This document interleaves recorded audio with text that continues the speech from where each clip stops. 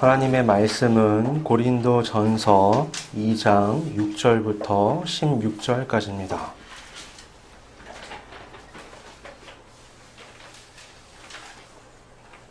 고린도전서 2장 6절부터 16절까지입니다.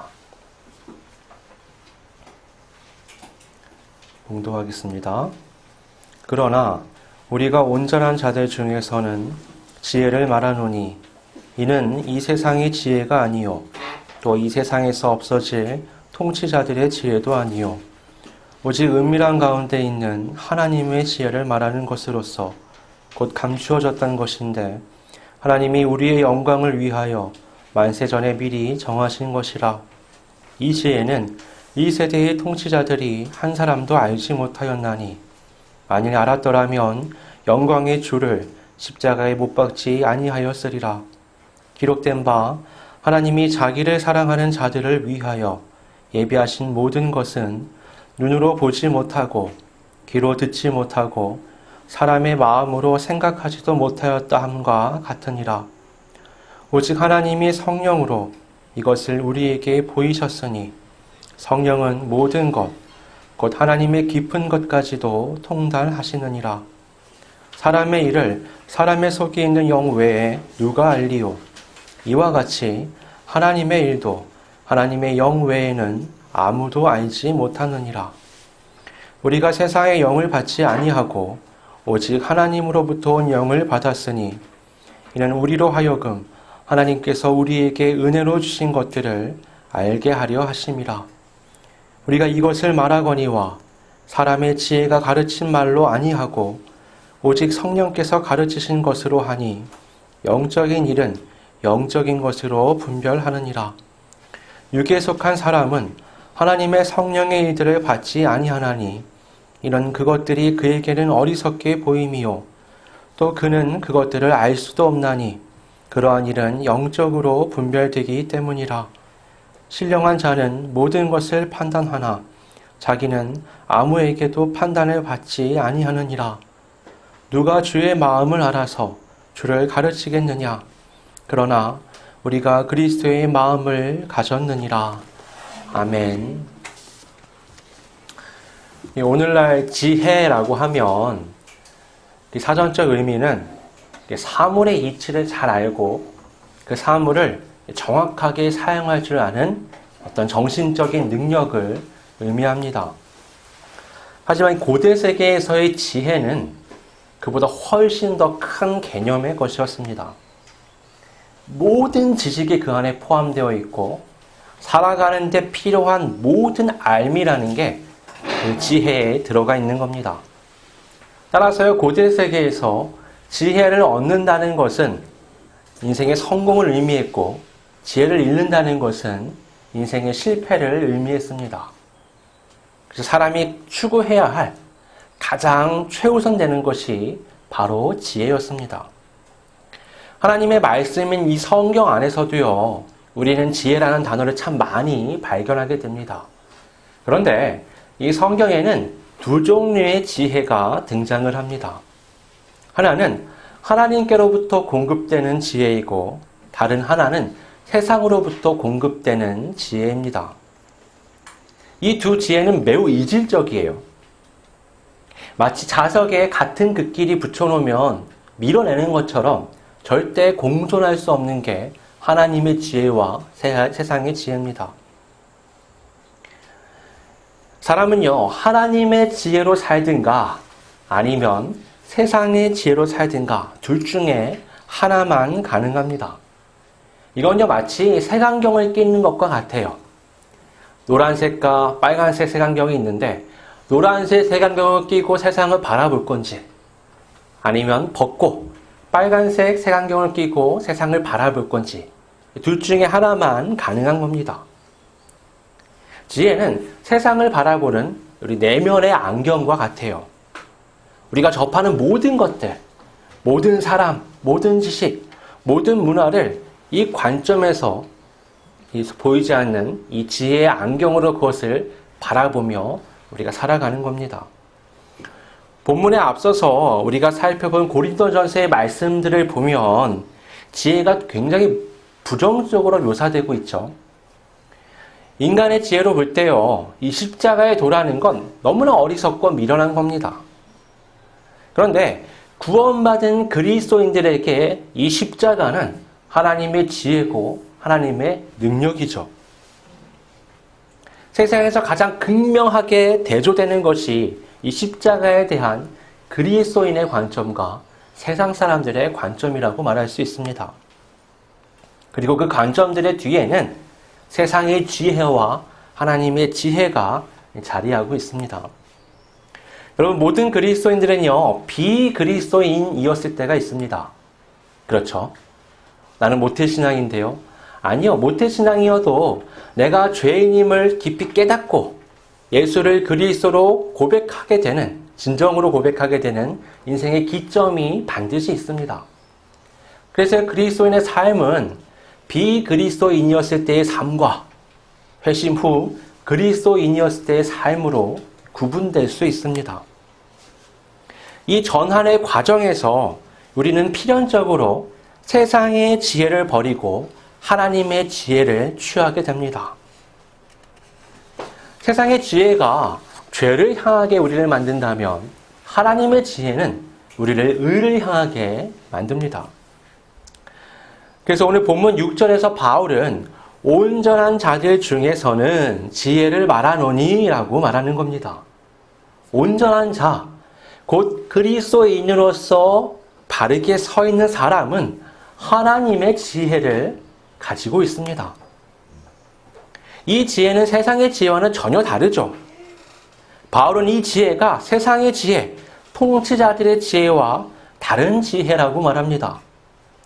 여러분, 살아가는 데 필요한 알미, 세상의 알미 최우선이라면 세상의 통치자들은 가장 뛰어난 지혜를 가진 자들이라고 말할 수 있겠죠.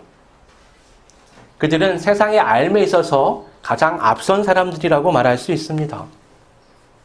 그들은 모든 사람들의 대표로서 사회를 이끌어가는 사람들이죠. 그러나 바울은 이 세상의 지혜, 그 통치자들의 지혜에 대해서 성경에 없어질 지혜라라고 평가합니다.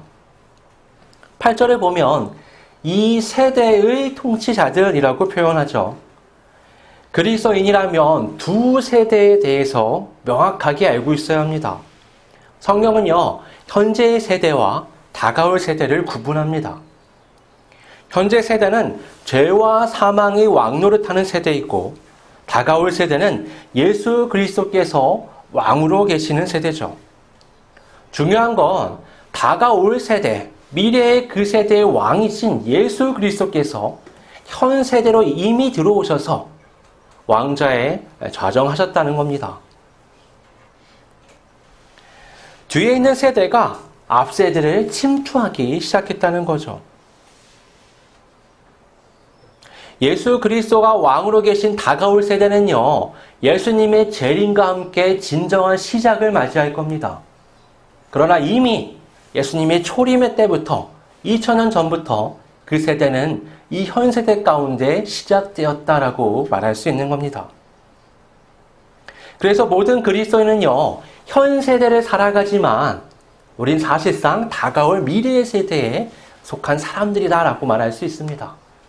여러분 한번 생각해 보세요. 내가 타임머신이라는 걸 타고 2000년 전으로 가는 겁니다. 그럼 이 땅은 뭐냐? 삼국시대 초기예요. 네. 그때 가가지고 보면요, 거기도 제도가 있습니다. 지식이 있어요. 사람들이 살아가는 문화라는 게 있겠죠. 아, 그게 얼마나 우리한테는 옛것으로 보일까요? 만약에 거기서 살아가야 한다. 뭐 살아갈 수 있겠죠. 하지만 나의 정체성은 어디 있죠? 2019년도. 여기 대한민국에 있는 겁니다.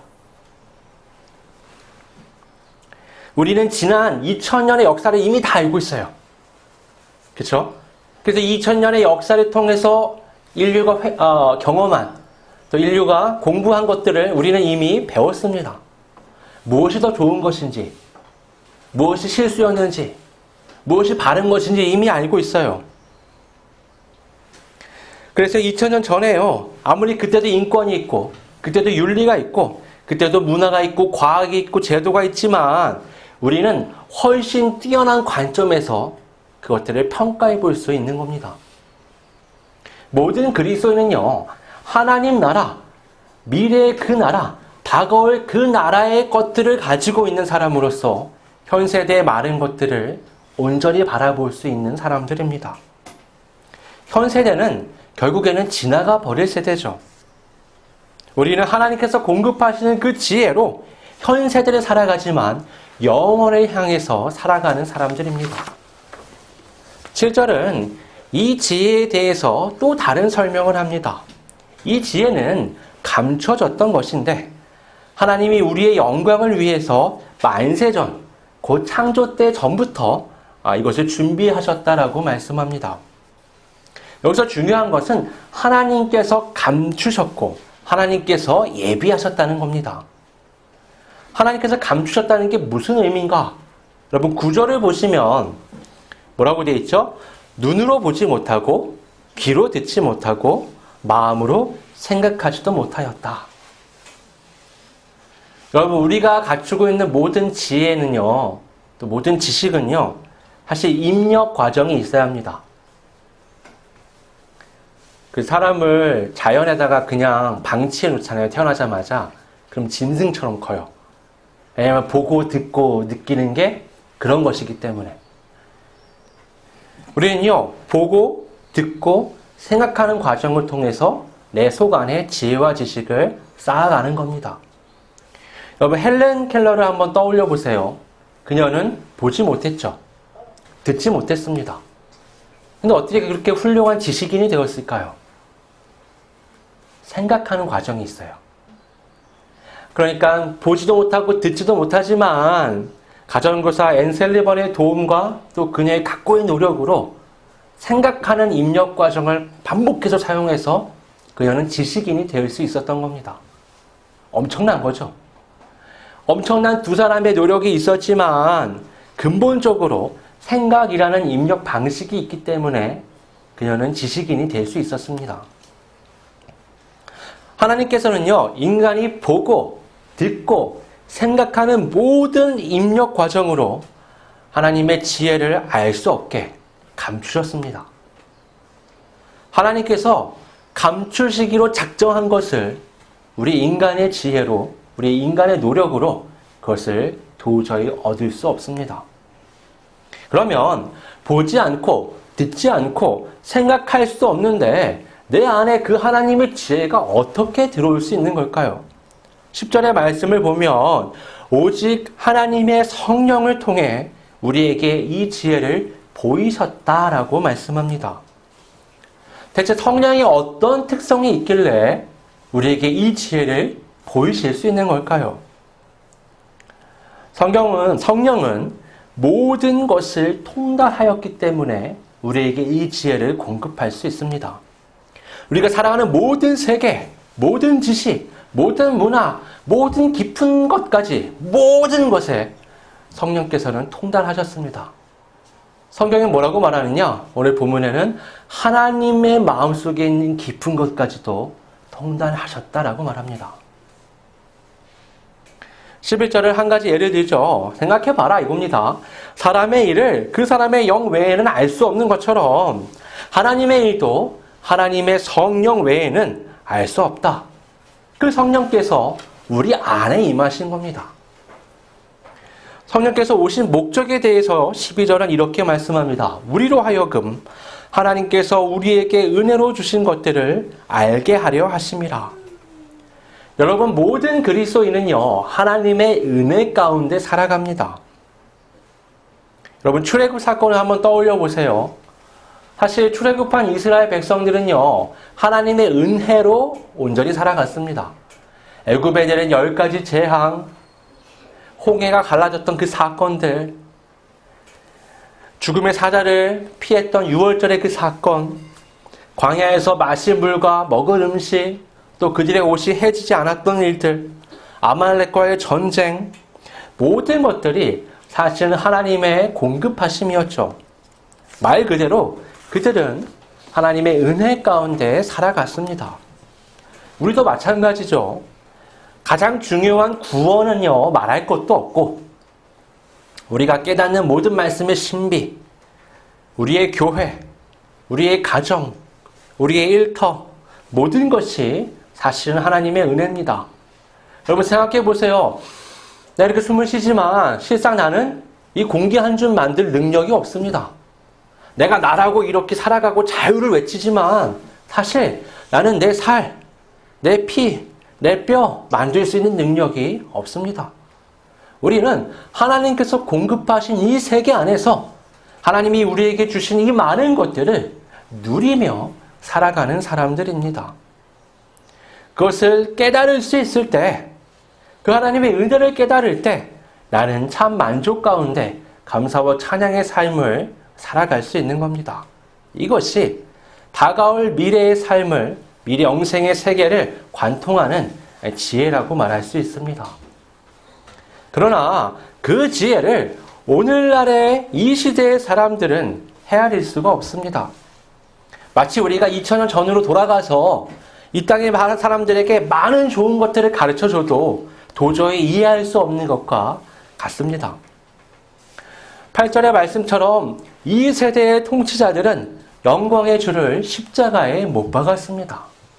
그것이 그들이 도저히 이해할 수 없고 그들이 무지하다는 증거죠. 그러므로 그리스도인인 우리의 삶은 현 세대와 다가올 세대의 충돌의 연속일 수밖에 없습니다. 여러분, 왜 그렇게 정직한가? 왜 그렇게 삶의 요령이 없는가? 왜 그렇게 필요 이상으로 성실해야 하는가? 왜 그렇게 작은 속임도 용납하지 않는가? 왜 그렇게 손해보면서 남을 위해 살아가는가? 왜 그렇게 재미없게 살아가는가? 이런 소리를 들으셨습니까? 그러면 건강한 그리스도인인 거예요. 네. 현 세대 사람들 우리 이해 못하기 때문에 그건 당연히 들을 수밖에 없는 얘기입니다. 14절은 말씀합니다. 육에 속한 사람은 하나님의 성령의 일들을 받지 아니하나니 이는 그것들이 그에게는 어리석게 보임이요 또 그는 그것들을 알 수도 없나니 그러한 일은 영적으로 분별되기 때문이라. 여러분, 그리스도인의 삶은 세상의 지혜로 판단할 수 있는 것이 아닙니다. 보고, 듣고, 생각하는 것으로 하나님의 지혜를 받을 수가 없습니다. 그렇게 그들이 가지고 있는 세상의 지혜를 가지고 아무리 그리스도인의 삶을 이해하려고 노력해봐도 이해가 되지 않는 거죠. 그리스도인의 삶은 영적으로야 분별이 가능한 겁니다. 우리가 중요하게 생각할 것은요, 하나님의 영인 성령이 있는 것처럼 세상에 영이 있다는 겁니다. 12절을 보면요, 우리가 세상의 영을 받지 아니하고 오직 하나님으로부터 온 영을 받았으니라고 말씀합니다. 이 말은 거꾸로 말하면 하나님의 영을 받지 않은 사람들은 세상의 영을 받았다는 말이 됩니다. 그러면 하나님의 영과 세상의 영은 어떤 차이가 있을까요? 여러분, 하나님의 영은 우리가 이제까지 나눈 대로 성령님이시죠. 그럼 세상의 영은 뭘까요? 사탄일까요? 귀신일까요? 뭐 그렇게 생각할 수 있지만 이건 그것보다 훨씬 더 포괄적인 개념입니다. 여러분, 아담과 하와의 그 범죄를 한번 떠올려 보세요. 그들이 범죄하는 장면을 보면요, 그 뱀으로 나타나는 사단의 영향이라는 건 사실 제한적입니다. 뱀으로라는 물리적인 존재로 나타났다는 것 자체가 사단의 영향이라는 게 제한적이라는 걸 보여주는 거예요. 뱀이 또는 사단이 그 하와의 속 안에 들어가서 그의 생각과 마음을 조종한 게 아니잖아요. 밖에서 질문을 했던 거죠. 그 질문에 답하는 과정 가운데 하와는 자기 속 안에 있던 불신앙이 드러났던 겁니다. 만약에 그 신앙이 온전했다면 온전한 대답을 했겠죠. 그러니까 하와의 신앙이 온전했으면 뱀의 첫 유혹에 넘어가지 않았을 뿐만 아니라 이어졌던 뱀이 그 틈을 보고 파고들었던 그 이후의 모든 과정까지도 차단할 수 있었을 거예요. 하지만 하와는 불신앙을 이미 가지고 있었기 때문에 그것이 드러나고 공격당했을 때 어쩔 줄 몰라 하며 끌려갔던 겁니다. 그럼 마냥 끌려갔느냐? 아니요, 그렇지 않습니다. 자기의 생각으로 뱀의 논리를 쫓아갔고요. 자기의 의지를 가지고 자기의 몸을 이용해서 그 열매를 따서 먹었습니다.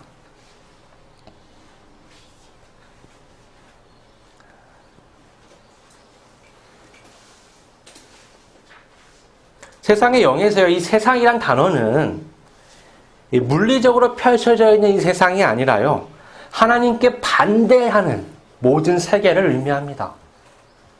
사단만 하나님을 반대하는 게 아니라 하와와 아담까지도 이미 하나님을 반대하며 자신의 욕망을 따라 죄의 열매를 먹었던 겁니다. 그 아담을 비롯해서 동생을 죽인 가인, 그의 후손들, 사람의 딸들을 사랑한 하나님의 아들들, 바벨탑을 쌓았던 사람들, 애굽, 또 광야를 지나며 하나님의 인재와 인도하심을 의심한 이스라엘 백성들, 하나님을 반대하고 거절하고 거부하는 모든 세계가 이 세상이란 단어 안에 들어가는 겁니다. 세상의 영이란 하나님의 자리가 없는 자들, 나를 위한 자리, 나를 위한 삶을 쫓아가는 자들, 그들의 삶을 세상이라고 부르는 겁니다. 우리가 영이라고 하니까 자꾸 신비적인, 초월적인 경험을 떠올려요. 하지만 그런 것이 아닙니다. 이건 오히려 가치의 문제에 가깝습니다. 그리스도인은 하나님의 나라, 곧 하나님께서 왕으로 계신 나라의 백성이라는 정체성을 가지고 있습니다. 우리는 왕이신 하나님께서 공급하시는 그 말씀에 비추어서 이 삶을 살아가는 거죠. 이 말씀을 하나님의 기준으로 삼고 옳고 그름을 구분하며 그에 맞춰서 어떻게 살아가야 하는지 배우고 또 노력하는 겁니다. 반대로 세상의 영을 가진 사람들은 항상 자신을 위한 삶을 지향합니다. 나를 위한, 나의 만족, 나의 성취, 나의 기쁨, 나의 행복이 중심이 되는 삶이죠. 여러분, 세상이 정한 법, 질서, 도덕, 문화를 한번 잘 살펴보세요. 남에게 피해를 주지 않는 선에서 최대한 나를 위한 자유와 즐거움을 추구하는 게 이 모든 것 가운데 담겨 있습니다. 그래서 그냥 딱 보면요, 나빠 보이지 않아요. 예, 논리적으로 보이고 합리적으로 보이고 정상적으로 보입니다. 현 세대를 관통하는 당연한 것들이니까 그렇게 볼 수 있는 거죠. 그러나 그리스도인에게는요, 지나가 버릴 옛 세대의 생각들입니다. 그리스도인은 내가 중심이 아니라 하나님이 중심으로 살아가는 사람들입니다. 우리는 더 이상 자신의 자유와 즐거움에 초점을 맞춰서 살아가지 않습니다. 우리에게 더 중요한 것은 하나님의 평가입니다. 하나님께서 어떻게 바라보시는가? 하나님께 의미가 있는가? 하나님께서 그것을 긍정적으로 바라보시겠는가? 이것이 우리에게 중요한 기준이 됩니다. 왜냐하면 다가올 세대, 미래에 속한 우리에게 있어서는 그것이 중요한 가치이기 때문입니다. 14절의 말씀처럼 이러한 일은 영으로 분별할 수 있는 겁니다. 세상은 자신의 기준으로 계속해서 하나님의 백성에게 압박을 가했습니다. 지난 2000년의 역사를 보면 그래요. 굉장히 물리적인 고통과 때로는 죽음의 어떤 공포를 불어넣음으로써 불신앙을 강요하기도 했고, 때로는 세상의 영과 또 교회 안에 있는 사람들이 갖고 있는 영을 혼합시키려고 하면서 교회를 타락시키기도 했습니다. 그 효과들이 대단했던 때도 있었지만 언제나 하나님의 나라는 다시 회복되고 계속해서 이제까지 확장되어 왔습니다. 지나갈 옛 세대가요, 아무리 발버둥을 쳐도 다가올 세대를 뿌리칠 수 있는 방법은 없습니다. 그들이 아무리 판단하려 해도 그리스도인은요, 판단되는 존재가 아닙니다. 오히려 반대로 15절의 말씀처럼 그리스도인은 하나님의 성령을 통해 받은 지혜로 모든 것을 온전하게 분별하여 판단할 수 있습니다. 16절의 말씀처럼 우리는 그리스도의 마음을 가진 자들입니다. 그래서 어떻게 해요? 자기 십자가를 지고 예수님의 뒤를 쫓으면서 끊임없이 나를 부정하죠. 세상은 이해할 수 없는 거예요. 왜 저러는 거야? 괜찮은 것 같은데 뭐 더 나아질 게 있다고 왜 저렇게까지 자기를 몰아붙이지? 그러나 우리는 어때요? 목표가 이 세상이 아닙니다. 예수 그리스도의 마음을 가지고 십자가를 향해 나아가는 겁니다.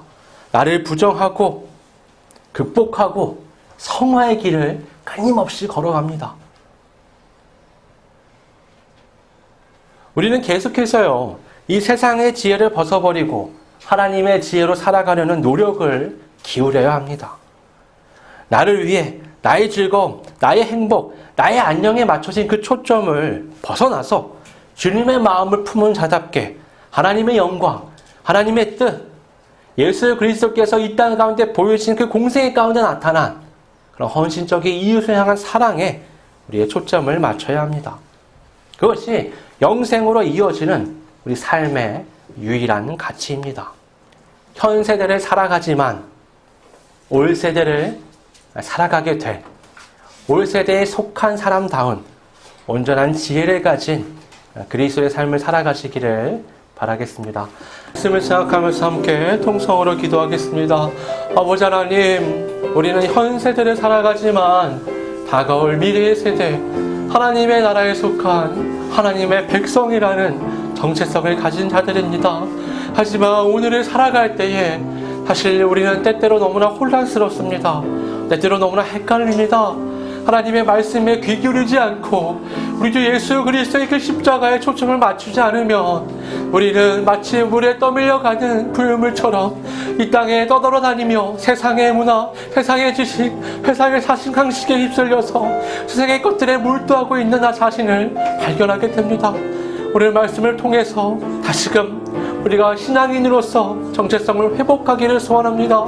아버지 하나님, 우리 안에 내가 그리스도인이라는 것, 내가 그리스도인의 마음을 가졌다는 것, 하나님의 깊은 것까지 통달하신 그 성령이 내 안에 있다는 것을 깊이 깨달으며 하나님, 세상 사람들이 뭐라고 말할지라도 어떻게 비춰질지라도 세상에 있는 문화와 세상에 있는 상식과 세상에 있는 모든 지혜를 총동원해도 나를 이해할 수 없지만 성령께서 이끌어 주시는 대로, 성령께서 가르쳐 주시는 대로 하나님께서 뜻하신, 하나님께서 인정하시는 온전한 신앙인의 삶을 걸어갈 수 있도록 성령께서 우리에게 깨달음을 주시고 우리의 마음과 생각을 이끌어 주시옵소서.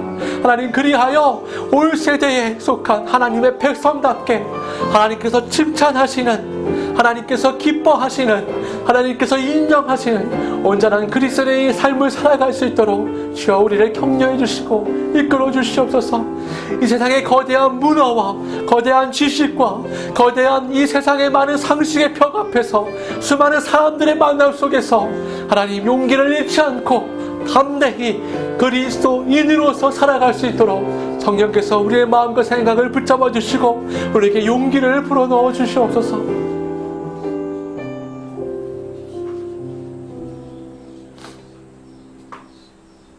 아버지 하나님, 세상은 나를 도저히 이해할 수 없습니다. 때로는 나 자신조차도 내 안에서 외치시는, 내 안에서 나를 독려하시는 성령님의 외침을 이해 못할 때도 있습니다. 그러나 내가 그리스도인이라는 것, 다가올 하나님의 나라에 속한 하나님의 백성이라는 것을 깨달으며 우리 주님께서 묵묵히 홀로 걸어가셨던 그 공생의 삶을 바라보며 오늘 현 세대 가운데 온전히 걸어가는 미래의 하나님의 백성으로서 살아갈 수 있기를 소원합니다. 우리에게 용기를 주시옵소서. 성령님, 우리에게 지혜를 주시옵소서. 그래야 세상의 방식으로 모든 것을 바라보며 평가하고 행동하는 것이 아니라 하나님의 관점에서 그 모든 것들을 새롭게 바라보며 의미를, 평가를 내리고 또 행동해 갈 수 있도록 이끌어 주시옵소서. 그래 이 땅 가운데 어둠에 파묻혀 있는 한 사람이 아니라 세상을 밝히는 빛이 되게 하시고 세상의 맛을 내는 모든 불식을 막는 소금이 될 수 있도록 성령께서 이끌어 주시옵소서. 거룩하신 예수님의 이름으로 기도드립니다. 아멘.